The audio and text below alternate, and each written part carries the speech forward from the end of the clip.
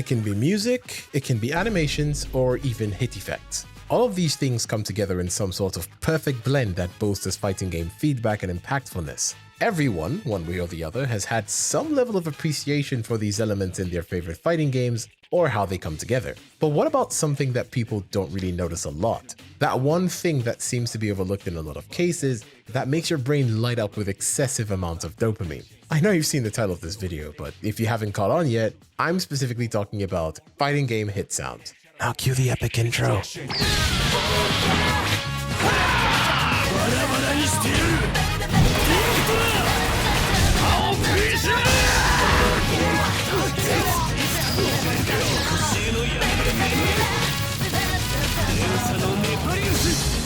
It's definitely no secret that some hits in fighting games seems to fall flat, and others can literally launch you from your chair as you're performing a combo. These powerful hit effects are not necessarily implemented to fall flat as an element of bad design. On the contrary, the hallmark of a great fighting game sound design is in how much information is given to the player through sound cues alone. What I mean is, every fighting game has its own specific set of hit sounds. So much so that from listening to only a specific game's sounds, you're able to tell exactly which game you're playing. Hard to believe? Lend me your ears for a bit and try to identify the fighting game based on the sounds that I play without the character voices, just the hit sounds.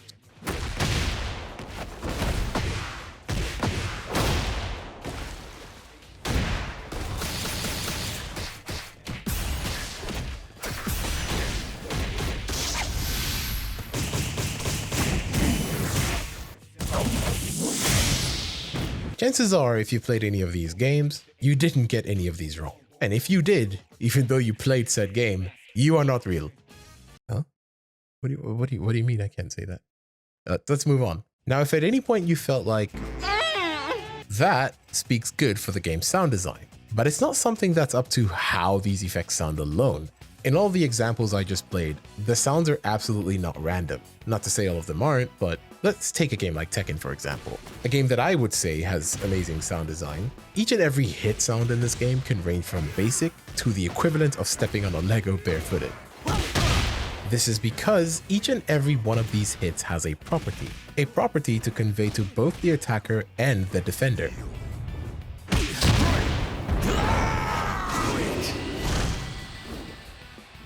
If you got hit by something like this, the sound is often basic and simple, letting you know that not much has happened outside of a basic hit. However, when a hit like this happens, the game lets the defender know that you got hit by something powerful, but it's okay, you'll be fine. You're just, gonna get knocked down for a bit.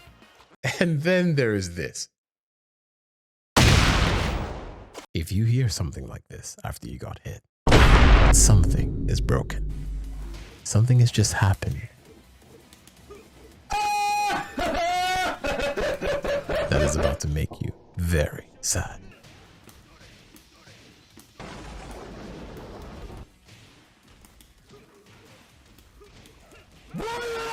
All jokes aside, if it hasn't been made obvious enough, sound design, especially of hit effects in fighting games, are one of the most important things to consider when developing your fighting games. This is not even just limited to hit sounds. There's quite a lot of things that all come together to make a better game design overall. One especially popular factor is hit stops. These are situations in which whenever you land a hit in a fighting game, everything stops for a second, accompanied by a slight screen shake in order to give you some level of time to react to what's going on. In fighting game terms, this is necessary for something called hit confirms. I'll define what it is later when it comes up, so don't worry. In certain scenarios, there are also some moves in fighting games that are almost indistinguishable when perceived visually. This is why it's very important for the game to give you more information audibly, and that is done through another wonderful addition to how fighting games generally sound, through voice acting.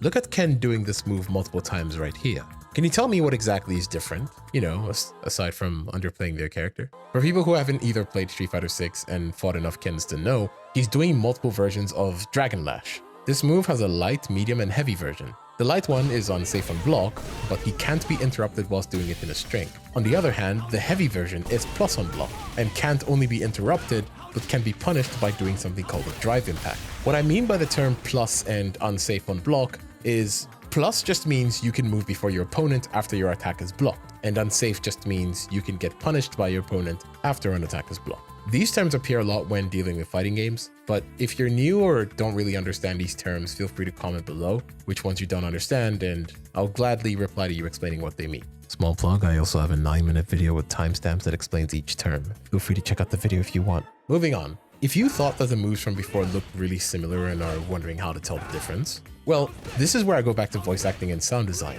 Aside from very minor visual details like his animation build-up, Ken yells every single time he throws out this move. Whether you play in Japanese or English, the battle cry for each version always remains the same. This is not just because it's cool to yell out your special moves, much like me completely embarrassing myself in middle school.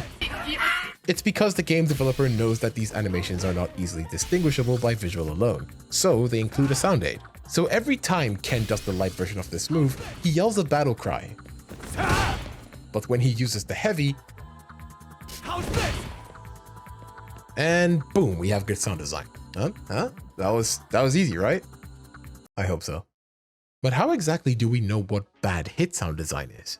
Well, by definition of good hit sound design, we already know what bad sound design is. A hit sound that fails to give any information whatsoever to the player, and little, if any at all. I should add beyond this point that this doesn't always necessarily make or break a fighting game. King of Fighters 13 has some pretty bad hit sound designs between blocking and attacking, making it not the best for using audio cues as an aid, but expects you to rely on visual hit confirms instead. And now I can talk about exactly what these are. Earlier on in the video, I talked about hit stop and how it's necessary for hit confirms in fighting games. To elaborate on this further, hit confirms are when you land an attack in a fighting game, then react to whether the opponent got hit or they blocked the attack before you continue whatever you were going to do before. It's not always possible, but it's a pretty good skill to have. To continue what I was saying before, King of Fighters' hit sound design is genuinely really bad, and the information that's conveyed to the player on hit or on block is honestly not clear at all.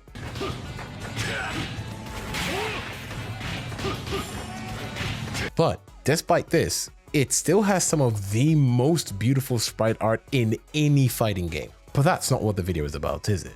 Note that this only comes to play in how much information that the hit sounds give to the player. Other than that, King of Fighters in particular does have some pretty impactful sounds though, especially when it comes to the really big supers and finishers. And in some cases, they are a bit oversaturated and sharp to the ear. But then again, what kind of fighting game would be a good one without getting the basics down? I do want to elaborate though, I'm not saying King of Fighters is a bad game. I'm just saying that its hit sound design is bad compared to the sprite art, and it still doesn't mean that it's particularly a bad game. It's an amazing fighting game. For a little bit of a comparison, let's take a look at Street Fighter 4, a game that came out in the year 2008, which is 2 years behind King of Fighters 13, that came out in the year 2010. Street Fighter 4 was a fighting game that helped revive the craze for fighting games in the year 2009. It's no surprise that other than the amazing feel of the game is not only its hype soundtrack, but also the impactfulness of every attack in the game. Hit sounds along with hit sparks were not too overbearing visually nor audibly. And one thing that I do want to highlight here are the supers.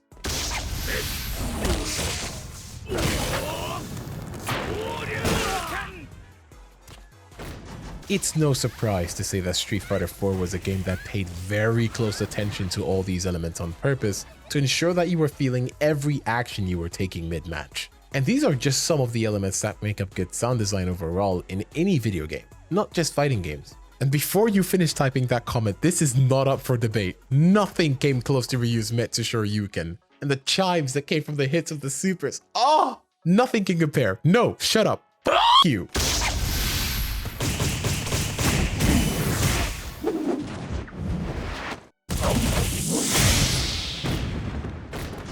Alright, look here, to be honest, I know that at the end of the day, there's aspects to this that are quite subjective, and I'm not asking you to agree with me here, but there's no denying the detail, I mean, God! Anyways, there is something that I do want to talk about, and I think it's quite experimental, but I'd like to satisfy my own curiosity by exploring this with you guys, and I hope you will too. Would you believe me if I told you that good sound design makes combos better? Now, I know that's kind of what I've been saying this whole time, but let me just show you what I mean.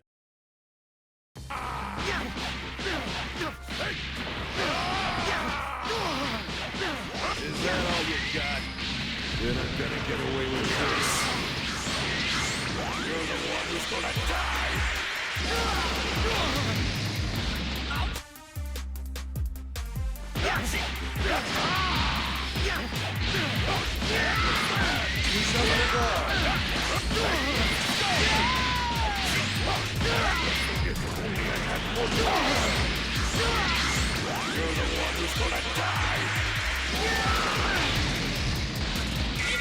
Now I know both these combos are quite relatively easy to do, but if I had to ask you which combo was better, I wouldn't be surprised if you picked the second one. In the second combo, you do a smash attack multiple times that triggers this sound. On top of it sounding powerful, it also looks powerful. Therefore, whenever you actually land it, there's a slight tinge in your brain that shocks with excitement whenever you hear it. To go more deeply into this, there seems to be a timing every time you hear this combo. Because you repeat the auto combo one more time before the smash attack hits, it seems that all of this has some sort of internal rhythm to it. Your brain likes that, and by extension, this combo that can only be done by the wall looks a lot better to you. Animations do play a big role here too, but again, I'm particularly highlighting the internal rhythm I was hinting at earlier. Now I want you to know that it's perfectly fine for you to feel impartial to this. That's pretty much because there are some specific people who are only concerned with optimal combos, well, simply being optimal. There's no need for any of that flashy stuff. Just do what works. Same way, there's others who look for what isn't only optimal, but looks so cool. But anyways, there you have it. If you actually have anything to share on this, feel free to leave a comment below. Maybe you picked the first combo, but also like things that look cool too. I think this is interesting. I really do want to hear as many people's input on this as possible. All things considered, it's really easy to forget how much sound plays a very important part of how impactful fighting games are, and by extension, improving the feel of the game quite greatly. It's easy to say that some people genuinely do not care about how saturated or simple the sounds are, but you gotta remember that people assess how impactful video games are by focusing on different aspects. Some pay more attention to animations, some pay more attention to hit effects, and some more attention to all of the above.